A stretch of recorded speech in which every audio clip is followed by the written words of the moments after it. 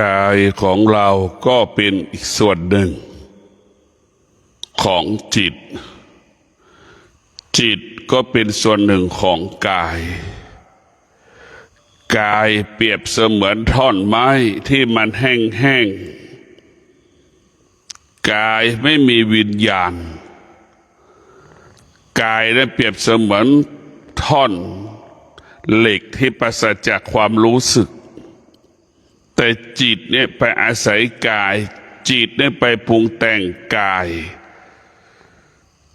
จิตได้เป็นสิ่งที่น่ากลัวที่สุดในพวกเราทั้งหลายหรือว่ากายของเราเนี่ยมันไม่แตกต่างจากควายเราเอาทองคำไปห้อยคอควายสัก10 กิโลดิควายไม่รู้สึกฉันใดกายเราก็เป็นเช่นนั้นไม่รู้สึกใดๆทั้งสิ้นมันไม่รู้สึกว่ากายเรานั้นเป็นแบบไหนกายมันไม่รู้สึกใดๆทั้งสิ้นเพราะฉะนั้นกายของเราเนี่ยมันเหมือนของที่มันเป็นเหมือนสิ่งที่ตายแล้วเหมือนกิ่งไม้แห้งๆเหมือนใบแห้งๆพวกเราทั้งหลายตายเวลาตายกายของเราก็ส่วนไหนที่เป็นน้ำมันก็กลายเป็นน้ำส่วนไหนที่เป็นดินมันก็กลายเป็นดินส่วนไหนที่เป็นลมมันก็เป็นลมส่วนไหนเป็นไฟมันก็ไปเป็นไฟหมดเพราะฉะนั้นร่างกายของเรานี่มันอีกส่วนหนึ่งอีกส่วนหนึ่งของจิตจิตนี่แหละเป็นเจ้าเล่ห์เจ้าอุบายจิตนี่แหละเป็นผู้ปรุงแต่งมีเหตุมีผลมีข้ออ้างมีข้อแก้ตัวคือจิตเรียกว่าเป็นนิสัยของจิตเป็นสันดานของจิตเป็นพฤติกรรมของจิตมันจะเป็นแบบนี้เหมือนกันหมดทุกคนไม่มีคนไหนไม่มีเหตุไม่มีผลไม่มีข้ออ้างไม่มีข้อแก้ตัวมันไม่มีสารพัดข้ออ้างข้อแก้ตัวนั่นคือสภาพจิตที่ไม่ได้ฝึกฝนก็มีเหตุมีผลมีข้ออ้างมีข้อแก้ตัวให้กับตัวเองและให้กับบุคคลอื่นตื่นไม่ได้ก็มีเหตุมีผลอ้างว่าเจ็บอ้างว่าป่วยจริงๆก็คือขี้เกียจแต่พวกเรามาขี้เกียจมันก็อ้างว่าเจ็บอ้างว่าป่วยอ้างว่าไม่สบายนี่แหละคือจิตมันจะมีเหตุมีผลมีข้ออ้างตลอดแต่พวกเราทั้งหลายจิตที่มันไม่ได้ฝึกฝนอบรมจิตมันก็จะไม่มีระเบียบไม่มีวินัยจิตที่ฝึกฝนจิตนั้นจะมีระเบียบจิตนั้นจะมีวินัยจิตนั้นจะตื่นรู้ตลอดเวลาตื่นรู้ก่อนจะตีระฆังอีกนอนฟังเสียงว่าจะตีระฆังหรือยังพอตีระฆังปุ๊บเราก็จะออกจากห้องนั่นแหละคือจิตตื่นรู้เป็นเช่นนั้น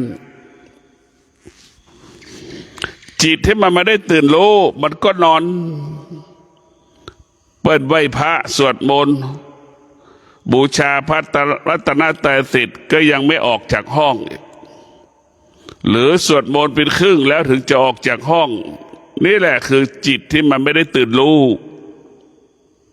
มันก็แบบมันไม่จิตมันไม่ได้ตื่นรู้มันก็เป็นจิตที่ขี้เกียจขี้ค้าน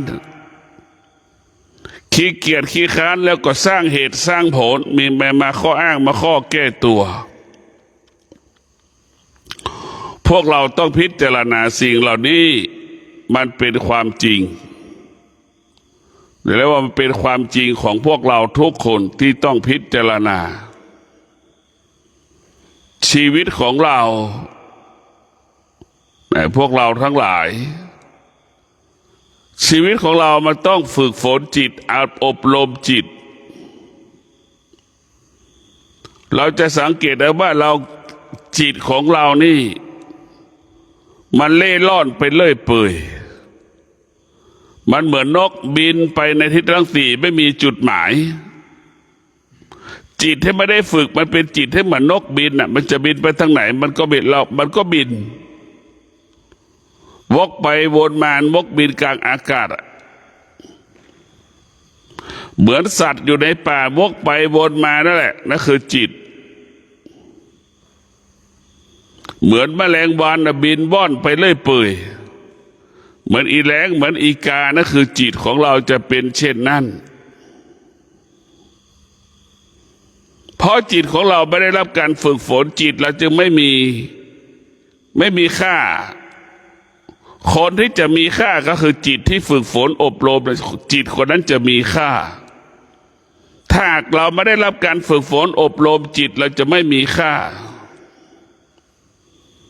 เราได้รับการฝึกฝนอบรมเมื่อไหร่จิตเราจะมีค่าทันทีเรียกว่าจิตผู้รู้จิตผู้รู้ก็จะตื่นนอนตรงต่อเวลาจิตผู้รู้ตื่นนอนตรงต่อเวลาแต่จิตผู้รู้จะเป็นเช่นนั้นตื่นนอนตรงต่อเวลา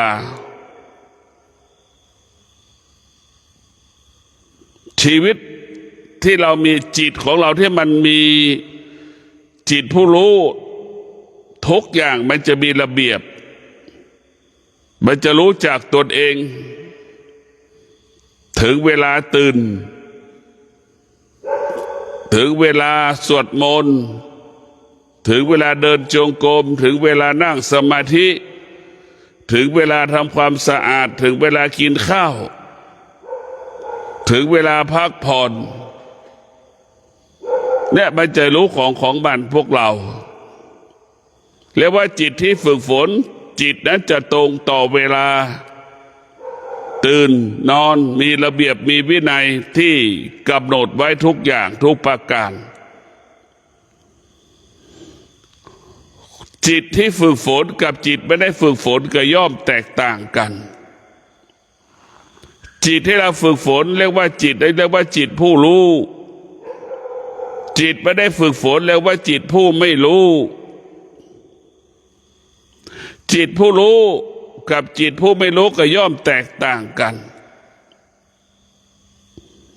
ดังที่ได้ยกตัวอย่างว่าจิตผู้รู้ก็เหมือนเด็กมัธยม6สามารถอ่านชื่อจังหวัดในประเทศไทยได้หมด70 กว่าจังหวัดสามารถอ่าน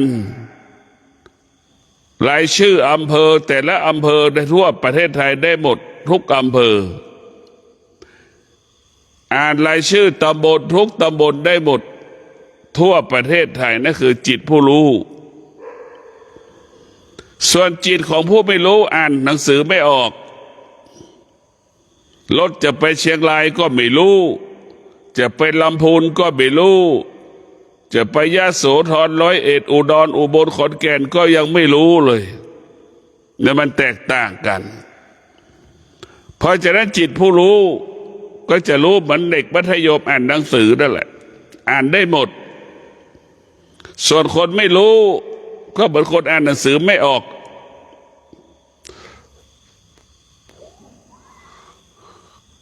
จิตของเราเนี่ยมันต้องฝึกฝนอบรมเมื่อจิตฝึกฝนอบรมแล้วจิตนั้นเราถึงจะกำกับควบคุมจิตได้เราจะกำกับจิตได้เราถึงจะควบคุมจิตได้เนี่ยพวกเราต้องพิจารณาเราจะกำกับจิตได้ควบคุมจิตได้เราต้องอาศัยสิ่งเหล่านี้ทั้งหมดจึงฝากให้เราได้พิจารณาการปฏิบัติธรรมเนี่ยคือเป็นการฝึกจิตการปฏิบัติธรรมคือการเปลี่ยนแปลงพฤติกรรมของจิตเมื่อเราเปลี่ยนแปลงพฤติกรรมของจิตคือการเปลี่ยนแปลงพฤติกรรมของเราด้วยจิตเราเปรียบเสมือนบ้านจิตเปรียบเสมือนคนอาศัยอยู่ในบ้านกายเราเปรียบเสมือนบ้านของจิต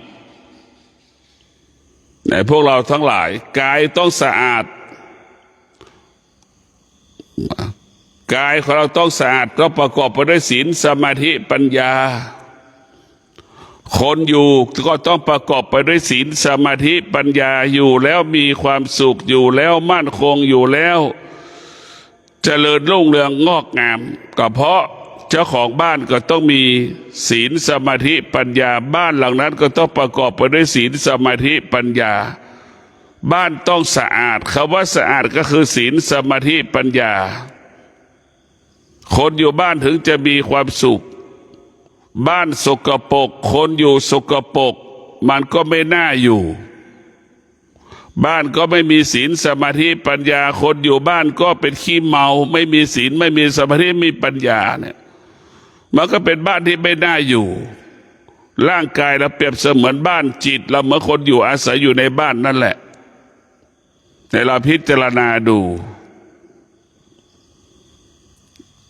พระพุทธเจ้าจึงบัญญัติให้เราดำรงตนด้วยศีลถ้าเราดำรงตนด้วยศีลแล้วเราจะหยุดความอยากได้หัวใจบุคคลใดก็แล้วแต่เมื่อมีศีล5 ข้อแล้วจะลดละความอยากได้ลดละความโลภความโกรธความหลงได้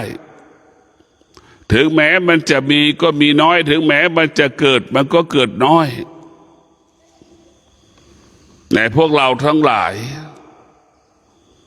ความอยากเนี่ยจึงทำลายชีวิตทำลายอนาคตของเราดังที่เป็นปรากฏดังปรากฏเป็นสื่อทุกวันคือการสอบบรรจุข้าราชการท้องถิ่นคนสอบบรรจุเป็นข้าราชการท้องถิ่นก็มีความอยากเกิดความอยากคืออยากสอบบรรจุเป็นข้าราชการท้องถิ่นก็ใช้เงินไปซื้อตำแหน่งสอบบรรจุเป็นข้าราชการท้องถิ่นแต่พวกเราพิจารณาดูไอ้คนคิดโกงข้อสอบท้องถิ่นแก้ไขข้อสอบการสอบบรรจุท้องถิ่นมันก็มีความอยากเห็นไหมนี่แหละความอยากกับความอยากมันก็เหมือนไฟอ่ะมันร้อนเดี๋ยวนี้มันก็เผาเลยเนี่ยเผาคนที่สอบบรรจุเผาคนที่โกงข้อสอบแต่มันทั้งคนก็ร้อนหมดอยู่ไม่ติดพ่อแม่ก็ร้องไห้เสียใจกลัวลูกจะติดคุกเนี่ยคนที่เอาเงินไปซื้อตำแหน่งก็ทุกข์ทรมานลำบากกินไม่ได้นอนไม่หลับเนี่ยเคยทำงานแล้วบัดนี้เขาบอกว่าเลิกทำงานอย่างเงี้ยก็จบอีกแล้วลำบากอีกในพวกเราทั้งหลายนี่แหละมันผิดปกติเป็นสิ่งที่ไม่ดีคำว่าผิดปกติก็คือผิดศีลนั่นแหละผิดกฎหมายนั่นคือผิดปกตินะมันผิดกฎหมายนั่นคือผิดศีลนั่นผิดกฎหมายคือผิดศีลคือมันไม่ดีพวกเราทั้งหลายการได้อะไรก็แล้วแต่การได้สิ่งใดสิ่งหนึ่งมาครอบครองสิ่งนั้นต้องประกอบไปด้วยศีลทั้ง5 ข้อเราต้องประกอบด้วยศีลทั้ง5 ข้อสิ่งได้มาครอบครองถือว่าบริสุทธิ์เป็นสิ่งที่ทุกคนยอมรับนี่แหละพวกเราทั้งหลายการได้มาซึ่งตำแหน่งข้าราชการไม่มีใครยอมรับจึงเกิดคำว่าเดือดร้อนยกเลิกบรรจุข้าราชการท้องถิ่นเนี่ยไม่จะเสียใจกันกี่คน5,000 คนได้เสียใจกันทุกคนบางคนกินเลี้ยงกันแล้วเอาญาติพี่น้องไปกินเลี้ยงสอบบรรจุเป็นข้าราชการท้องถิ่นมาวันนี้ยกเลิกสอบบรรจุข้าราชการท้องถิ่นรู้ไว้อีกว่าไปซื้อข้อรู้ว่าซื้อบรรจุเป็นข้าราชการอีกก็ถูกยกเลิกอีกเพราะติดคุกอีกนี่แหละพวกเราพิจารณาดูสิ่งต่างๆเนี่ยการล่วงละเมิดศีลเป็นเหตุให้เกิดความทุกข์การดำรงตนด้วยศีลเป็นเหตุให้เกิดความสุขทางที่เราต้องการความสุขแต่เรากลับล่วงละเมิดศีลมันขัดแย้งกันไหมล่ะเราต้องการความสุขเราต้องรักษาศีลเราต้องการความสุขเราต้องนั่งสมาธิเราต้องการความสุขเราต้องมีปัญญาใช้ปัญญาในการดำเนินชีวิต เราต้องใช้ปัญญาเป็นตัวการแก้ปัญหาให้กับชีวิตของเราแต่พวกเราต้องพิจารณาแบบนี้อย่างนี้คนเรานั้นอยู่ภายใต้อำนาจอยู่ใต้อำนาจสิ่งที่เรารู้หมดสิ่งที่เรารู้มันก็เกิดขึ้นขนาดหนึ่งเวลาหนึ่งมันเป็นสิ่งชั่วคราวหมดให้เราเข้าใจว่าทุกอย่างเป็นสิ่งชั่วคราวหมดอะไรเกิดขึ้นมันก็เปลี่ยนแปลงอะไรเกิดขึ้นมันก็เปลี่ยนแปลงอะไรเกิดขึ้นมันก็เปลี่ยนแปลงทุกอย่างอยู่ภายใต้การเปลี่ยนแปลงหมดในพวกเราทั้งหลายอยู่ภายใต้การเปลี่ยนแปลงการเปลี่ยนแปลงเป็นกฎของชีวิตการเปลี่ยนแปลงเป็นกฎของโลกในพวกเราทั้งหลายในการเปลี่ยนแปลงเป็นกฎของชีวิตการเปลี่ยนแปลงเป็นกฎของโลกโลกใบนี้จะงดงามได้ก็เมื่อเรามีศีลนี่แหละดังเจ้าชายสิทธัตถะดำรงตนด้วยศีลเห็นไหมองคุลิมานก็สุดท้ายก็ดำรงตนด้วยศีลจะเกิดความดีงามกับชีวิตองคุลิมานจะเกิดความดีงามแก่เจ้าชายสิทธัตถะเพราะดำรงตนด้วยศีลแต่พวกเราก็ต้องมีสติว่าศีลก็ดีสติก็ดีนี่มันต้องอาศัยกันศีลเป็นรากฐานของสติหรือสติเป็นผู้กำกับศีลหรือศีลเป็นแก่นสาระของสติเราพิจารณาได้ทั้งสองอย่างนะเช่นเราดำรงตนด้วยศีลแล้วมานั่งสมาธิความสงบมันเกิดขึ้นได้ง่ายคนไหนที่ล่วงละเมิดศีลมานั่งสมาธิความสงบไม่เกิดเพราะสิ่งที่ไม่ดีมันปรากฏเกิดขึ้นขณะที่เรานั่งสมาธิเราทำความไม่ดีเนี่ยความไม่ดีมันจะปรากฏยามที่เรานั่งสมาธิเห็นตัวเองทำผิดตลอดในการนั่งสมาธิพ่อแม่ครูบาอาจารย์ก็บอกให้เราว่ามันเป็นเรื่องอดีตเราก็ไม่ควรไปยึดติดในอดีตอยู่กับปัจจุบันอยู่กับปัจจุบันแต่พวกเราทั้งหลายคนที่รักษาศีลเนี่ยก็จะอยู่มีความสุขในการนั่งสมาธิเพราะดำรงตนด้วยศีลมีความสุขตลอดเวลาความสงบก็เกิดขึ้นได้ง่ายกายก็สงบง่ายจิตก็สงบได้ง่ายพวกเราต้องพิจารณาแบบนี้อย่างนี้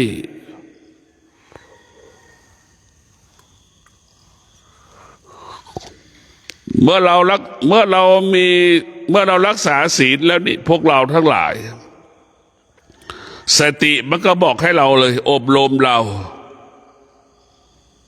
สำรวมกายวาจาใจอย่างนี้ให้เราสำรวมกายวาจาใจให้เราสำรวมกายวาจาใจ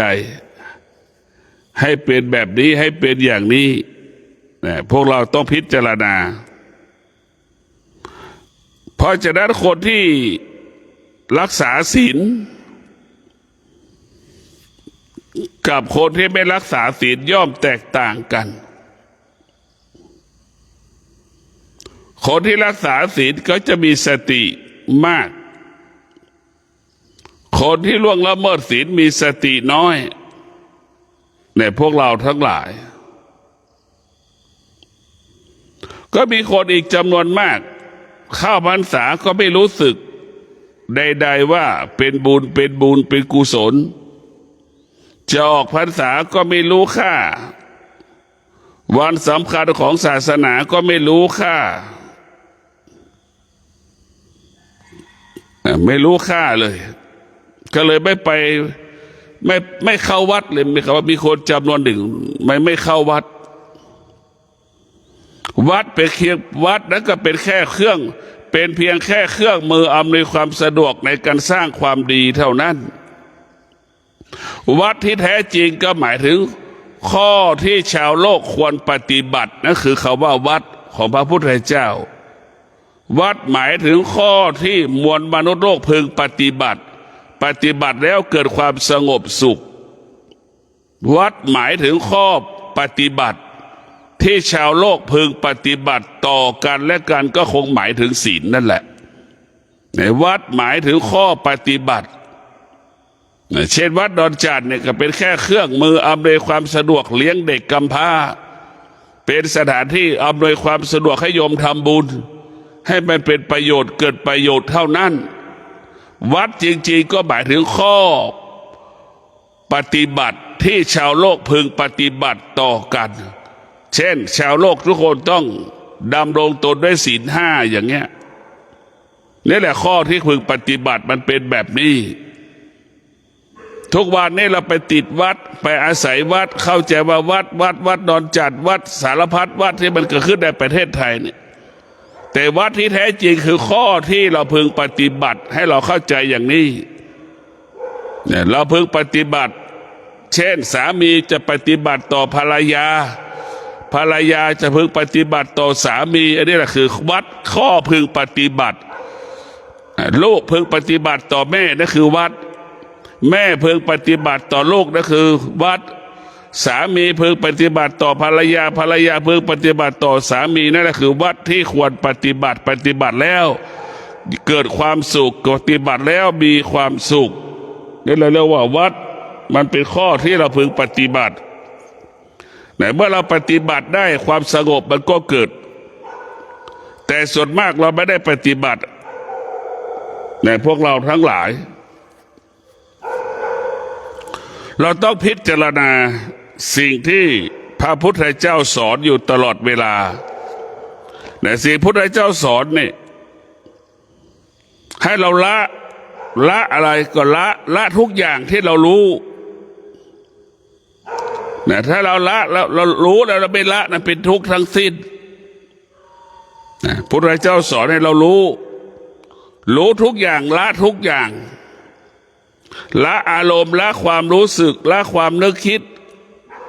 ละการปรุงแต่งเมื่อเราปราศจากการปรุงแต่งเนี่ยมันก็เหมือนอากาศพวกเราทั้งหลายเหมือนอากาศที่เราสูดลมหายใจเข้าออกมันไม่มีหอมมันไม่มีเหม็นมันก็คงสภาพเดิมตลอดเวลาคือเย็นแค่นั้นแหละมันเป็นเช่นนั้นมันไม่ต้องมีการปรุงแต่งมันไม่มีการปรุงแต่งใดๆทั้งสิ้น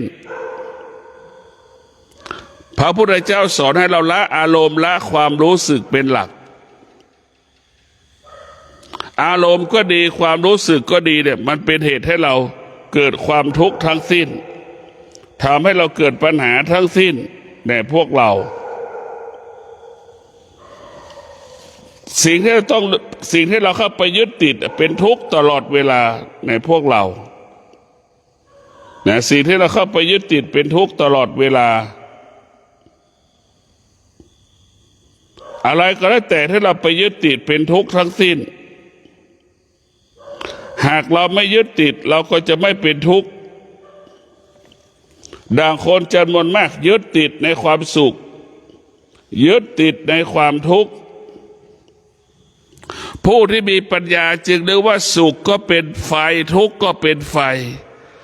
สุขก็เป็นของร้อนทุกข์ก็เป็นของร้อนสุขก็เป็นของเน่าของเหม็นทุกข์ก็เป็นของเน่าของเหม็นพวกเราทั้งหลาย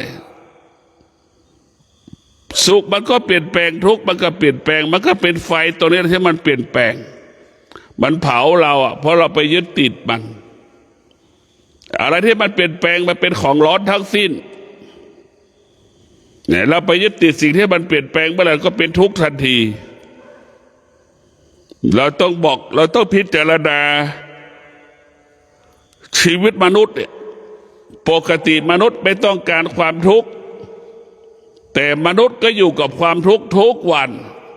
ไม่คิดจะพัฒนาตนเองแก้ไขชีวิตตนเองไม่ให้ทุกข์มันเกิด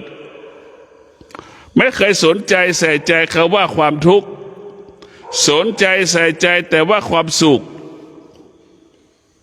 ในพวกเราทั้งหลายสุขนี่มันแค่1 คืบทุกข์นี่มัน1 วาเรียกว่า70-30สุข30ทุกข์70มันไม่สมดุลกันพวกเราทั้งหลายความอยากทั้งหลายทำลายคุณภาพชีวิตของเราในความอยากทำให้เราเป็นทุกข์เมื่อเราไม่มีความอยากเราก็ไม่มีความทุกข์เมื่อเราไม่มีความอยากมันจะมีแต่คำว่าความสงบสุขเกิดขึ้นในดวงจิตใจของเรามีแต่คำว่าความสุขเท่านั้นในพวกเราทั้งหลาย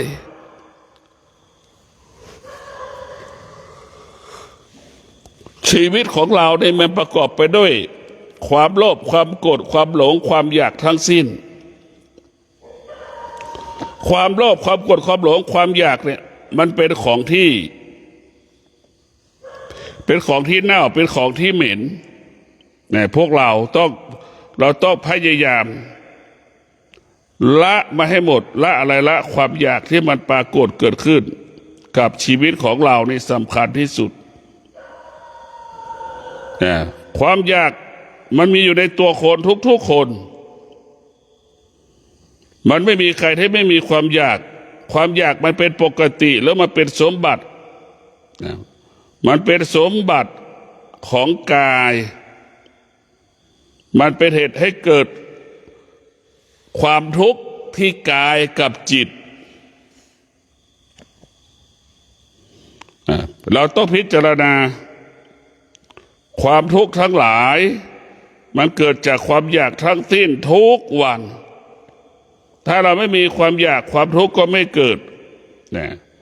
ความทุกข์ที่มันเกิดเพราะมันเกิดจากความอยาก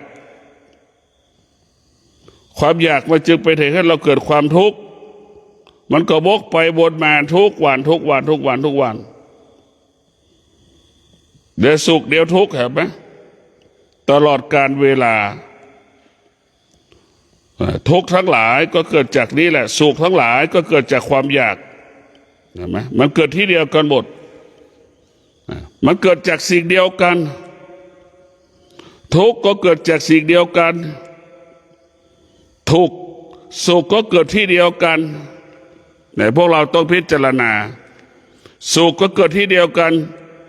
ทุกข์ก็เกิดที่เดียวกันความอยากทั้งหลายนี่มันไปอยู่ที่ตัณหาทั้งหมดอยากได้สิ่งนั้นอยากได้สิ่งนี้อยากได้ไม่มีคำว่าจบเพราะตัณหาทั้งหลายมันเกิดจากรูปรสกลิ่นเสียงสัมผัสวัตถุสิ่งของต่างๆเราจะต้องพิจารณาโดยเฉพาะความอยากที่มันเป็นตัณหาทั้งหลายเป็นราคะทั้งหลายนี่มันเป็นความอยากหมดเหมือนคนที่อยากได้รถไฟฟ้าอย่างเงี้ยก็เป็นความอยากนะตัวคนก็อยากได้โหลดโปรแกรม AI อีกอยากรู้เรื่อง AI อีกเป็นความอยากอีกอยากได้อยากมีอยากเป็นทุกข์ทั้งสิ้นไม่อยากได้ไม่อยากมีไม่อยากเป็นก็เป็นทุกข์ก็เหมือนคนสอบอยากได้เป็นข้าราชการท้องถิ่นนั่นแหละก็มีความอยาก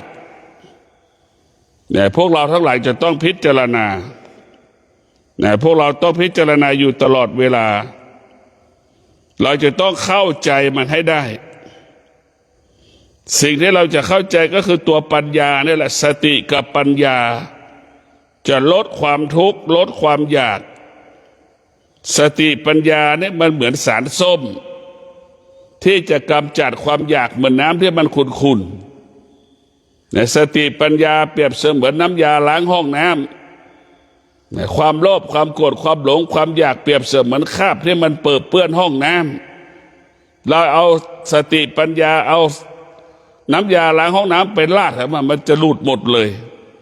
ความอยากทั้งหลายก็เป็นเช่นนั้นพวกเราทั้งหลายต้องพิจารณา เราจะคนทุกคนเนี่ยต้องมีความอยากแต่เราจะทำยังไงให้เรามีความอยากน้อยที่สุดเนี่ยความอยากเป็นเหตุให้เกิดความทุกข์ยิ่งรู้เท่าไหร่ก็มีความอยากเท่านั้นเนี่ยเราเห็นได้ว่าคนอยู่ในป่าเนี่ยคนอยู่บนดอยมีความอยากน้อยกว่าคนอยู่ในเมืองเพราะผัสสะสัมผัสมันน้อยแต่เราอยู่ในเมืองนี่มันมีสิ่งที่เราล่อเราเยอะแยะสิ่งแวดล้อมเรามีเหมือนเราไปศูนย์การค้าอยากได้รองเท้าครับนะอยากได้รองเท้ามีตั้งหลายรูปแบบอีกก็อยากได้หลายรูปแบบอีกเสื้อผ้าก็มีหลายรูปแบบกางเกงก็มีหลายรูปแบบก็อยากได้หมดนี่คือความอยาก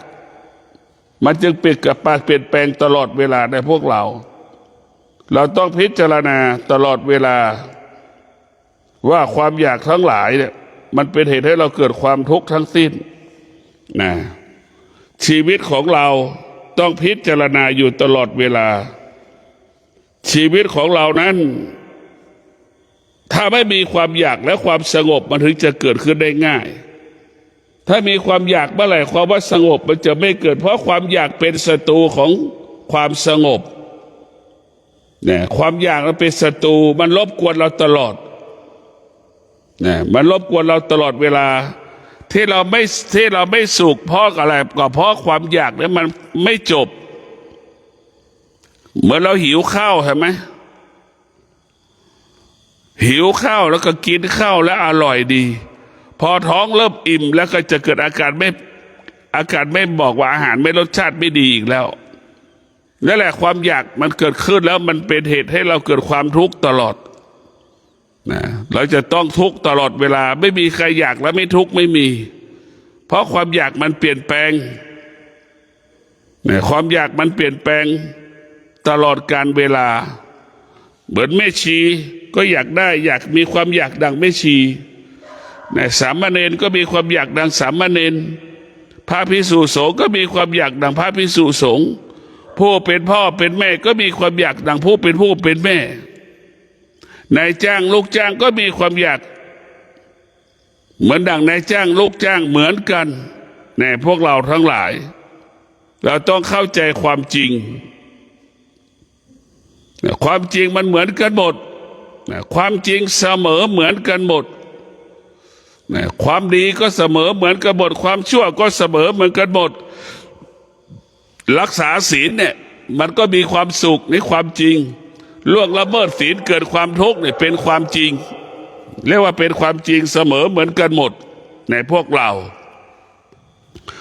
ต้องพิจารณาอยู่ตลอดเวลาถ้าเรามีปัญญาเราจะเห็นความจริงว่าความสุขหรือความสงบเนี่ยเกิดจากการรักษาศีลความทุกข์กังวลใจกินไม่มีสนุกอยู่ไม่สนุกก็เพราะเราล่วงละเมิดศีลกังวลใจทุกข์ใจอย่างเงี้ยนี่มันเป็นความจริงของมันอยู่ตลอดเวลาพวกเราต้องพิจารณาโดยเฉพาะเวลานี้ขนาดนี้มันเป็นช่วงเวลาที่เราจะต้องประสบปัญหาเพราะเมื่อเราประสบปัญหานะความอยากมันเกิดขึ้นเยอะนะอยากได้สิ่งนั้นอยากได้สิ่งนี้มันมีแต่ความคิดเมื่อความอยากมันมาเกิดขึ้นแล้วความคิดมันจะเกิดขึ้นเยอะแยะเราจะต้องงดความคิดเท่ากับงดความอยากหยุดความคิดเท่ากับหยุดความอยากถ้าเราหยุดความคิดไม่ได้ความอยากมันก็ปรากฏเนี่ยเราต้องหยุดความคิดเมื่อเราหยุดความคิดได้เราก็หยุดความอยากได้ความอยากมันมาพร้อมกับความคิดมาพร้อมกับความอยากมันคู่กันในพวกเรามันคู่กันดังพ่อแม่ปรารถนาดีต่อลูกตลอดเวลาความอยากความปรารถนาดีก็เป็นความอยากพอลูกไม่ตอบสนองพ่อแม่ก็เป็นทุกข์เห็นไหมลูกก็มีความอยากอยากให้พ่อแม่ซื้อรถไฟฟ้าอย่างเงี้ยแม่ก็ไม่มีปัญญาจะซื้อหรือไม่มีเงินแล้วไม่ซื้อให้ลูกอย่างนี้ลูกก็เป็นทุกข์อีก เนี่ยพวกเราทั้งหลายความอยากทั้งหลายเป็นทุกข์หมดยิ่งไปยึดติดความอยากมันก็รุนแรงความอยากก็รุนแรงมากกว่าเก่ามันจะทวีคูณขึ้นเรื่อยๆเลยนะพวกเราทั้งหลายความอยากเราจะเห็นความอยากก็เกิดจากพ่อจากแม่เราเป็นต้นกำเนิดของความอยากเมื่อมีแม่เมื่อมีพ่อมันจึงมีลูกเมื่อมันมีลูกมันจึงมีหลานมันจึงมีเหลนมีหลนมีสิ่งนี้เกิดสิ่งนี้จึงเกิดสิ่งนี้มีจึงมีเมื่อสิ่งนี้มีสิ่งนี้จึงมีนี่แหละพวกเราทั้งหลายเมื่อสิ่งนี้เกิดสิ่งนี้จึงเกิดเมื่อสิ่งนี้ดับสิ่งนี้จึงดับอย่างเงี้ยมันจะเป็นอย่างจริงๆเราอยากเห็นตัณหาราคะที่มีตัวมีตนก็ดูแลยกตัวอย่างพ่อแม่ของเราเป็นต้นกำเนิดของกิเลสตัณหาราคะต้นธรรมต้นแบบทั้งหลายของธรรมะอยู่ที่พ่อแม่หมดต้นแบบของอาธรรมก็อยู่ที่พ่อแม่หมดความโลภความโกรธความหลงพ่อแม่เป็นต้นแบบเป็นต้นแบบของธรรมเราอยากเห็นธรรมะแม่มีความอยากทั้งหลายเกิดขึ้นพัฒนามาเป็นตัวเราพอเราถึงอายุวัยถึงเราก็มีความอยากต่ออีกก็มีลูกมีหลานอีกมีครอบครัวอีกมันเป็นความอยากทั้งสิ้นพวกเราความอยากนั้นมันไม่มีที่สิ้นสุดความอยากเป็นเหตุให้เกิดความทุกข์เห็นไหมมีลูกแล้วรับภาระสร้างภาระให้กับตนเองต้องเพิ่มค่าใช้จ่ายอีกเวลามีลูกคนส่วนมากก็มีลูกแล้วขาดสติจึงทำให้ลูกนั้นจึงทำให้ครอบครัวนั้นไม่มีความสุขเนี่ยพ่อแม่คนไหนที่มีลูกแล้วขาดสติคำว่าขาดสติก็คือมีลูกแล้วยังขยันน้อยลง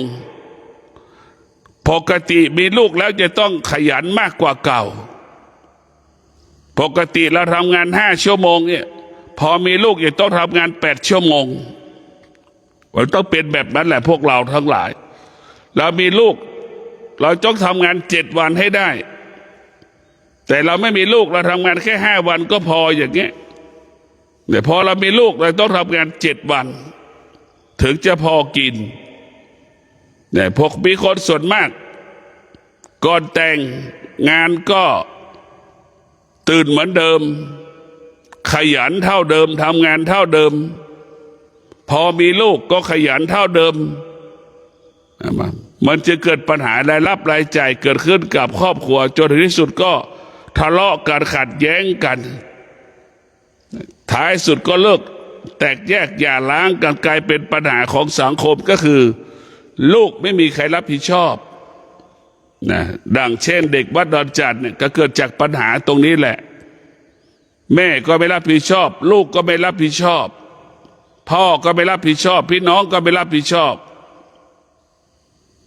นะมันจะเกิดปัญหาขึ้นมาเพราะฉะนั้นพวกเราทั้งหลายศีล 5นี่คือเป็นหลักของการแก้ปัญหาให้กับชีวิตของเรานะขอให้เราดำรงตนด้วยศีล 5 ข้อนั่นแหละคือการแก้ปัญหาให้กับชีวิตนั่นแหละคือการพัฒนาชีวิตของเราเนี่ยเราต้องศึกษาแค่ศีลก็พอโดยเฉพาะชาวบ้านเนี่ยให้เอาศีลมาเป็นหลักเราไม่ต้องไปสนใจเรื่องอื่นสนใจแค่เรื่องศีลก็พอแต่ศีล 5นี่สำคัญที่สุดเป็นหลักของการพัฒนาชีวิตเป็นหลักของการแก้ปัญหาให้กับชีวิตจึงฝากให้เราได้พิจารณาชีวิตของเราอยู่ภายใต้การเปลี่ยนแปลงชีวิตของเราเป็นแบบนี้อย่างนี้อยู่ภายใต้การเปลี่ยนแปลงจึงฝากให้เราได้พิจารณาความจริงของพระพุทธเจ้าสอนให้เรารู้เรื่องความจริงของชีวิตว่าเราดำเนินชีวิตต้องลดความอยากปราศจากความอยากความอยากนี่แหละเป็นเหตุให้เราเกิดความทุกข์ทั้งหลายเกิดจากความคิดความทุกข์ทั้งหลายเกิดจากสิ่งที่กระทบจิตที่สัมผัสแล้วก็ไปหลงในติดที่เรารูปรสกลิ่นเสียงไปติดตรงนี้หมดเราไปติดรูปรสกลิ่นเสียงรูปรสกลิ่นเสียงเป็นตัวชั่วร้ายที่สุด แก่เจ็บตายก่อนเวลากำหนดก็เพราะรูปรสกลิ่นเสียงนี่แหละสุขภาพที่เราไม่ดีทุกวันก็เพราะรูปรสกลิ่นเสียงนี่แหละแก่เจ็บตายก่อนเวลากำหนดก็เพราะรูปรสกลิ่นเสียงนี่แหละพวกเราทั้งหลายนะรูปรสกลิ่นเสียงทำให้เราแก่เจ็บตายก่อนเวลากำหนดแต่พระพุทธเจ้าไม่ให้เราหลงในรสหลงในกลิ่นหลงในเสียงทางลบรสกลิ่นเสียงนั้นมันเป็นสิ่งไม่เป็นมงคลเป็นสิ่งชั่วร้ายมันทำลายชีวิตของเราทำลายอนาคตของเราเนี่ยแล้วเดี๋ยวเราจะสังเกตในโรคมะเร็งทั้งหลายเกิดจากการกิน